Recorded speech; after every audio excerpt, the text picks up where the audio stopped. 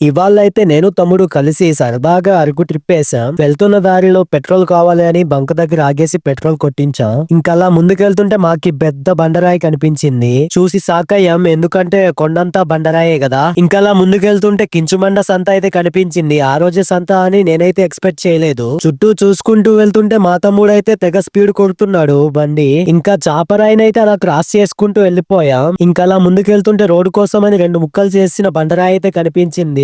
ఇంకలా ముందుకెళ్ళగానే గేట్ అయితే ఎదురైంది. అక్కడ బొగ్గుల ట్రైన్ ఏమో గేట్ క్రాస్ చేస్తుండింది. ఫుల్ ట్రాఫిక్ అలా మెల్లమెల్లగా క్లియర్ అయింది. పాడేరు ఒడిశా జంక్షన్ లో ఈ స్కూల్ కనిపించింది. మీలో ఎంత మందికి ఈ స్కూల్ కనిపించిందో కామెంట్ చేయండి. మన అరకులోనే పెద్ద బ్రిడ్జ్ గానీ అది ఇంకా పూర్తి కాలేదు. అలా చూసుకుంటూనే వెళ్ళిపోయాం. చివరిగా అయితే అరకు చేరుకున్నాం. అక్కడ నుంచి అలా ఐటీఐకి అయితే వెళ్ళాం. అక్కడ చూసేసరికి చాలా ఎక్కువ మంది అయితే వచ్చారు కౌన్సిలింగ్ కి.